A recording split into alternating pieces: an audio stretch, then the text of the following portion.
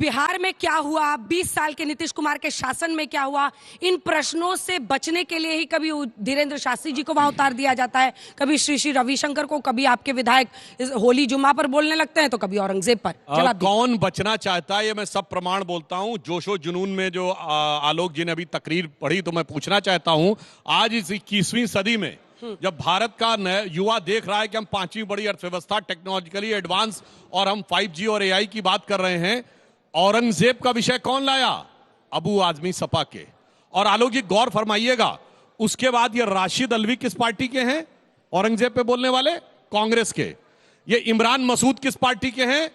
कांग्रेस के। ये वही है जिन्होंने कहा था मोदी जी की बोटी बोटी काट डालूंगा। ये औरंगजेब की कब्र पे जाके फातिया पढ़ने वाले इमरान प्रतापगढ़ी सांसद किस पार्टी के हैं? कांग्रेस के।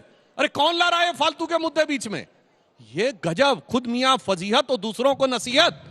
मतलब खुद तो ये कर रहे हैं और हमको समझाने की कोशिश कर रहे हैं। और रही बात, इन्होंने कहा कि शेयर मार्केट में डूब गया, तो इस समय अंतरराष्ट्रीय स्तर के ऊपर जो समस्या है, मैं कहता हूं सब लोग, लाखों दर्शक देख रहे हैं, चेक करिए, परसों अकेले एक दिन में अमेरिका की शेयर मार्केट में $1 ट्रिलियन डूबा है। $1 ट्रिलियन डूबा है। और रही बात, ये कह रहे हैं कि हमारे लोगों के साथ ये किया गया, तो अमेरिका में जो लोग लीगली जाते थे तो इनलीगल किया गया। लीगली जाने वाले लोगों के कपड़े उतरवा के चेकिंग होती थी। ये my name is Khan film क्यों बनी थी? और युवा पीढ़ी को नहीं पता होगा, मैं बताना चाहता हूं, जब सर्वशक्तिशाली प्रधानमंत्री इनके हिसाब से इंदिरा जी की सरकार थी, 1970 के दशक में इंग्लैंड जाने में भारत की लड़कियों का वर्जिनिटी टेस्ट होता था, और वो भी एयरपोर्ट पे होता था, कस्टम अधिकारियों की सम्मत होता था। कहां गई आयरन लेडी उस समय बोलने वाले? इसलिए आप तो लीगल लोगों का बचाव नहीं कर पाते थे और यहां इलीगल लोगों के पीछे बढ़ने का प्रयास करते हैं। होली और रमजान में कमजोर नेता कौन होता है? जो विदेश में जाके कहे, राहुल गांधी, अमेरिका और यूरोप चुप क्यों है भारत के अंदर जो हो रहा है? यानी दूसरी, इसीलिए मैं एक लाइन में कहना चाहूंगा, अपने वतन पर सदियों तक है रही हुकूमत गैरों की, लेकिन कुछ चेहरों पर अब तक धूल है उनके पैरों की। अंजना जी छोटा सा उत्तर, अंजना जी बहुत छोटा सा उत्तर। सर, होली और रमजान में इतना दिक्कतें हो रही हैं, आप लोग का मुंह उस टाइम पे नहीं खुला जब हज सब्सिडी दी जाती थी और भाजपा की सरकार आकर के हज सब्सिडी बंद की। दूसरी मेरी बात सर, टैरिफ की बात, आज तक टेस्ला कंपनी भारत में इसलिए नहीं आ पाई क्योंकि उनके ऊपर 200% टैरिफ लगाए, तो टैरिफ का खेल भारत की सरकार को भी आता है। एक साथ जवाब। सर, अगर आज संभल में ही ऐसा हो रहा है तो आपको नहीं लगता कि और स्टेट्स के लिए ये बहुत खतरनाक प्रेसिडेंट सेट हो रहा है? और हमारे संविधान जब सेक्युलरिज्म की बात करता है तो ये कितना खतरनाक है संविधान के लिए भी। जो ASI सर्वे हो रहा है संभल के मॉस में, उसका क्या पर्पस क्या है? अगर वहाँ पे हिंदू टेम्पल के रुइंस मिलते भी है तो क्या करेगी सरकार? जो संभल में अनुज चौधरी जी ने जो स्टेटमेंट दिया और योगी जी ने उनका प्रेज किया है, तो ये सच में लॉ एंड ऑर्डर मेंटेन करने के लिए या अपना हिंदुत्व एजेंडा सेट करने? मेरा सवाल हेट स्पीच पे होगा कि अभी रिसेंटली एक कॉमेडियन ने अपने प्राइवेट शो पे कुछ बात बोली थी, तो उस पे 100 FIR फाइल किए गए, बट देश में जो इतने पॉलिटिशियंस और इतने लोग हेट स्पीच देते हैं, बट उस पर तो कुछ काम नहीं होता। इनको इम्यूनिटी मिली हुई है। मेरा प्रश्न ये है कि होली और जुम्मे की नमाज साथ में पढ़ रही है, लेकिन सिर्फ तनाव संभल में क्यों? पूरा देश शांत है लेकिन संभल। मेरा सवाल ये है कि हमारे चीफ मिनिस्टर्स बिना मतलब से नफरत के बीच क्यों बो रहे हैं? एक साथ जवाब लो। जैसी ब्रज की भूमि पे, कृष्ण भूमि पर अगर महिलाओं का शोषण हो रहा है, तो क्या गारंटी है कि बुरा न मानो होली पर आप लोग मुसलमानों के धर्म का भी शोषण कर देंगे? क्या गारंटी है कि तिरपाल ढके हुए मस्जिदों को सुरक्षा मिलेगी? प्लेसेस ऑफ वर्शिप एक्ट के अकॉर्डिंग 1991 कहा जाता है कि जो 15 अगस्त 1947 पे स्ट्रक्चर था उसे देखे जाएंगे। तो उस संदर्भ में जो संभल की कंट्रोवर्सी हो रही है, उसका कानून के संदर्भ में आप क्या कहना चाहेंगे? वो कानून क्या ये कहना सही नहीं है कि बस धार्मिक विवाद हमेशा चुनावी मुद्दा बन के रह गए हैं? आपको थोड़ा सा नीचे आना पड़ेगा, मेरा माइक वहां तक। If India is a secular country और जुम्मे के दिन होली है, तो ये कम्युनल हार्मनी इंक्रीज करने के लिए भी तो यूज किया जा सकता है ना? Why is this a Hindu Muslim issue? हमारी गवर्नमेंट सेंसरशिप एक्ट प्रमोट करने को बोलती है, लेकिन वो विधायकों पे क्यों लागू नहीं होता? जबकि बहुत अच्छी बात है। जल्दी, सबसे ज्यादा सवाल आपसे आए हैं, आप जवाब दीजिए। उन लोगों का ये पूछना है कि संभल को लेकर जो ये बवाल, जो नई हिंदुत्व की प्रयोगशाला बनी है, करिएगा क्या सर्वे कराकर? बिल्कुल, आपने बिल्कुल सही कहा।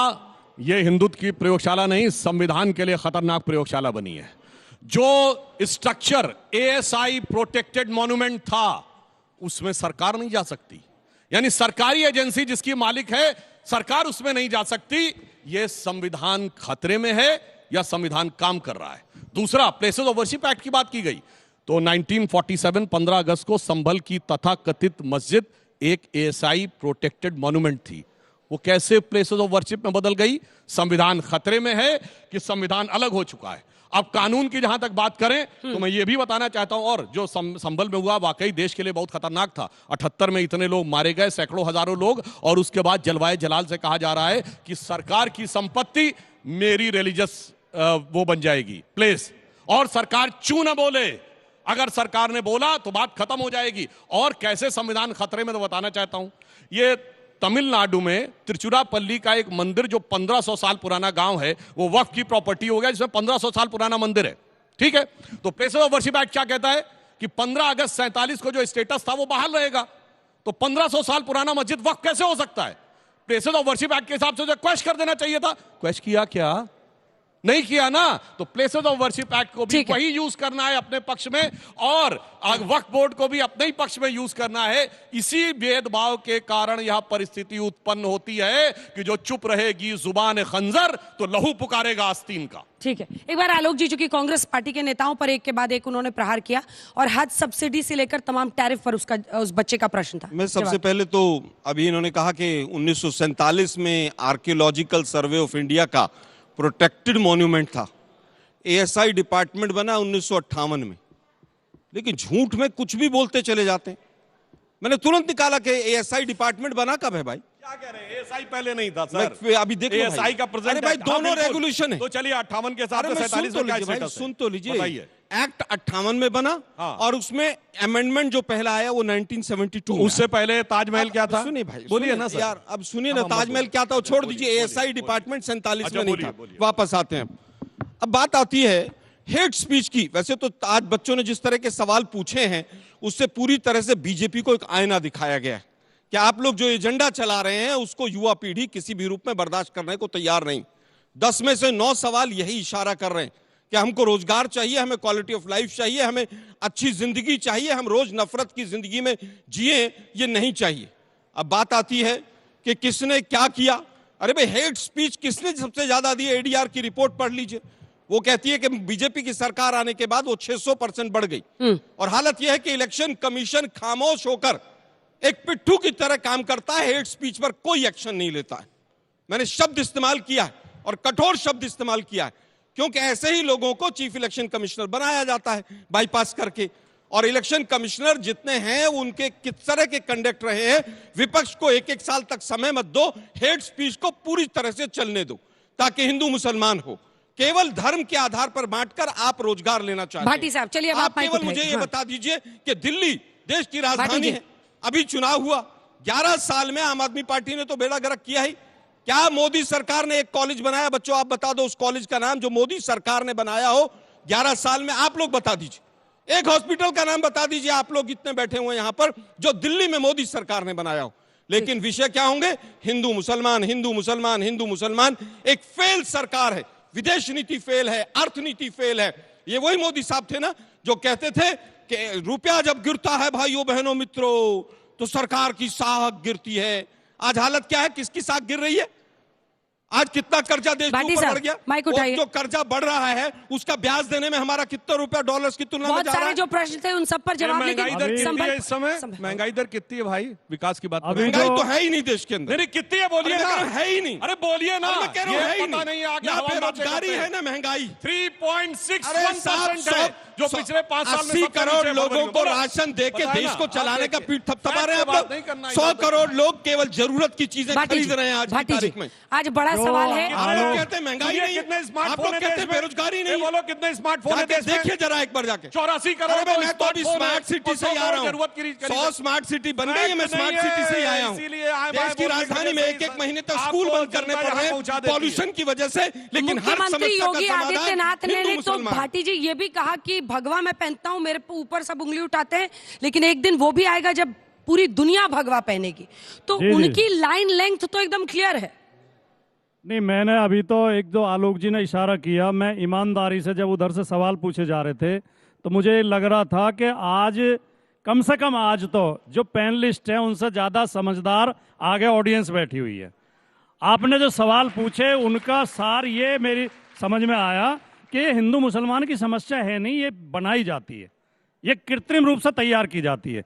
इस देश में कितनी बार जुम्मे के दिन होली पड़ी है और शांति से मनी है और समझदारी से मन जाती है, और होली तो 1 बजे तक लगभग खत्म हो जाती है और नमाज 1 बजे के बाद होती है। ये जानबूझ के ऐसा माहौल तैयार किया जा रहा है। नहीं जी, हम तो होली वहीं खेलेंगे जहां मस्जिद है, हमारे तो रामनवमी के जुलूस भी वहीं से निकलेंगे जहां उनके मस्जिद हैं। हम तो मस्जिद पर चढ़ेंगे, फिर झंडा भी उतारेंगे, हम तो वहां नारे भी लगाएंगे और फिर बाद में कहेंगे देखो हिंदुओं को परेशान किया जा रहा है। कोई परेशान नहीं कर रहा। इस देश के 140 करोड़ लोग प्यार मोहब्बत के साथ, भाईचारे के साथ रहना चाहते हैं, लेकिन ये वोट के लालच में राजनीतिक लोग नहीं रहने देते। ये मैं केवल इतनी अपील करूंगा। अंजना जी, आपने जो सवाल पूछा उसका जवाब भी यही है। ऐसे गैर जिम्मेदाराना बयान उत्तर प्रदेश के जैसे बड़े राज्य के मुख्यमंत्री को नहीं देने चाहिए। कभी वो 20-80 की बात करते हैं, सारे लोग भगवा पहनेंगे। यही तो औरंगजेब चाहता था। फिर औरंगजेब में और योगी आदित्यनाथ में क्या फर्क है? औरंगजेब भी तो यही चाहता था कि वो अपने धर्म में ले आए सबको। बधाई हो, यही चाहता था। स्वीकार किया। अब वो आदमी समझाइए नहीं, मैं वो अच्छा था। देखिए सुधांशु जी, आप गलतफहमी ना करें पैदा। मैंने हमेशा कहा है, हर शो में कहा, हर डिबेट में कहा है, अंजना जी की डिबेट में भी था कि औरंगजेब ने अत्याचार किए, उसका हम समर्थन नहीं करते, लेकिन जो औरंगजेब कर रहा था अगर योगी आदित्यनाथ भी वही कर रहे हैं तो आप भी उसका विरोध करें। ये धौंसपट्टी नहीं चल रहा था। योगी आदित्यनाथ दूसरे धर्म पे धौंसपट्टी चलाना ही औरंगजेब पना है। हद होती है डिफेंड करने की। धर्म के नाम पर कट्टरता की बात कर रहे हैं, धर्म के नाम पर कट्टरता की बात कर रहे हैं। जवाब दीजिए, फिर मैं वाजपेयी जी के पास जाऊंगी। कोई कैसे ही पूजा करता है, कोई कैसे ही पूजा करता है। वैसे एक बात मैं ईमानदारी से कहूंगा कि देखिए, एक विचार करने का विषय है कि औरंगजेब के साथ cutting across the party line मुस्लिम खड़ा है, किसी भी पार्टी में हो। यहां पर पृथ्वीराज चौहान और बाकी तो छोड़िए, भगवान के साथ cutting across the party line Hindu नहीं खड़ा था। भगवान राम के बारे में अनाप शनाप तक बातें कर रहे थे। ये सोचने का विषय है। और मैं एक और बात कहना चाहता हूं, हेट स्पीच। सर सुनिए, अब अपने सर अपने टर्न पे करिए। मैंने भगवान की बात कही है, सुनिए। हाँ, तो बाबरी मस्जिद बनाम राम मंदिर क्या था भाई? आप खुद ही राम की तुलना राम मंदिर से नहीं थी। और आपकी सरकार के additional advocate general Zafaryab Jilani, Mulayam Singh सरकार के सरकारी वकील, और उसी अदालत में बाबरी मस्जिद एक्शन कमेटी की तरफ से खड़े होते थे। शर्म आनी चाहिए। और आज कह रहे तुलना हम भगवान के साथ भाजपा के साथ नहीं है। हम भगवान के साथ है, भाजपा के साथ नहीं है, नहीं रहेंगे।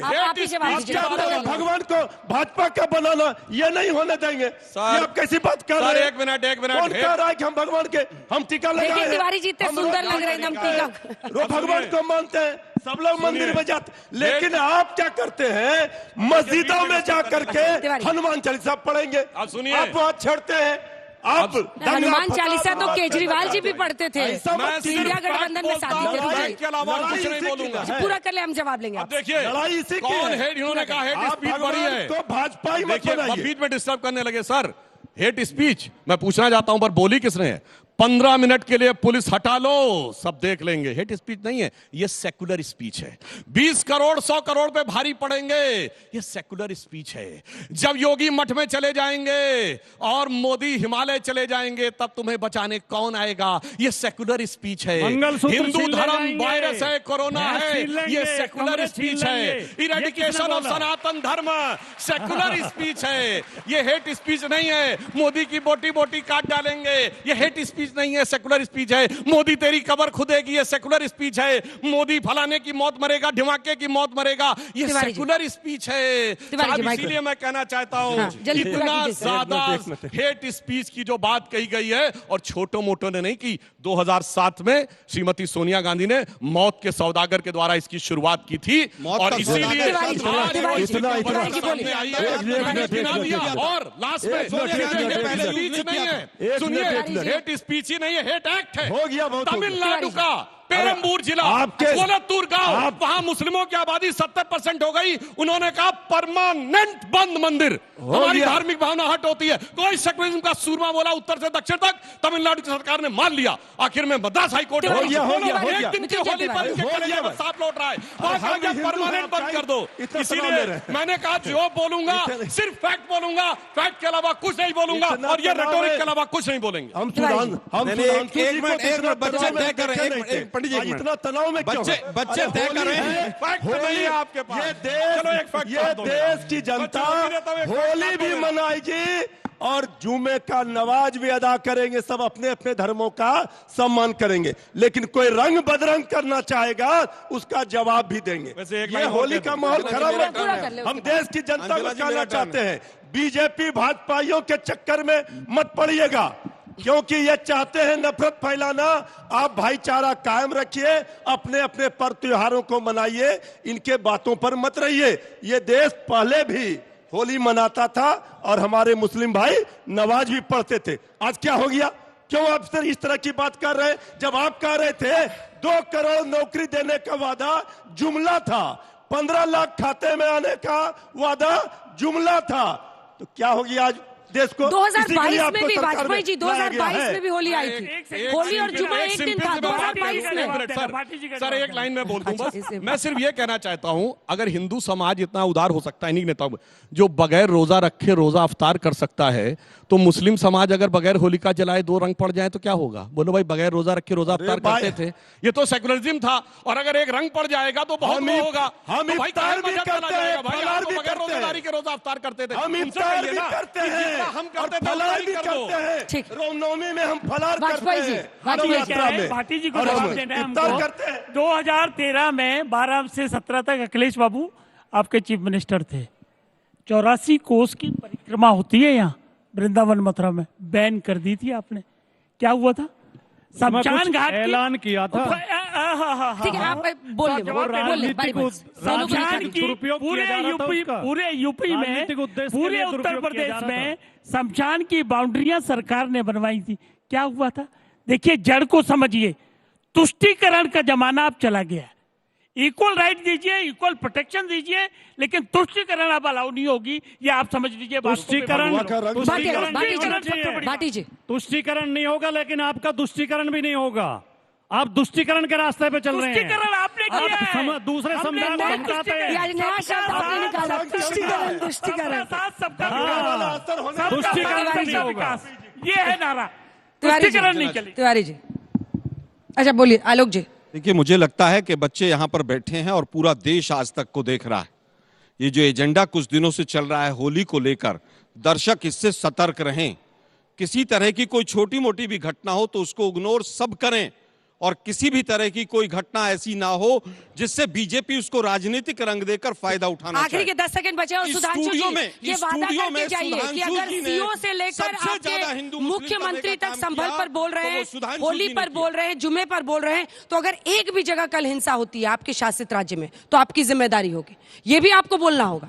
देखिए, हमारे मुख्यमंत्री ने बहुत साफ कहा है कि हिंसा हम नहीं होने देंगे, और जो करने की कोशिश करेगा उसको भी उसका माकूल जवाब देंगे। मगर कार्रवाई ना हो, मगर सही न्याय हो। सुनिए, क्यों करेगा? बता रहा हूँ, सही न्याय होना चाहिए। क्या करेगी? बोलिए बोलिए। ये वो जहनियत है, ये वो जहनियत है। एक्चुअली में हिंदू मुसलमान का विषय नहीं है। मुसलमानों में कट्टरपंथी जहनियत को जल्दी से सियासत का थोक वोट का होलसेलर मानकर राजनीति करने की है। क्योंकि अगर आप उस जहनियत से चलेंगे तो फिर यूपी क्या चीज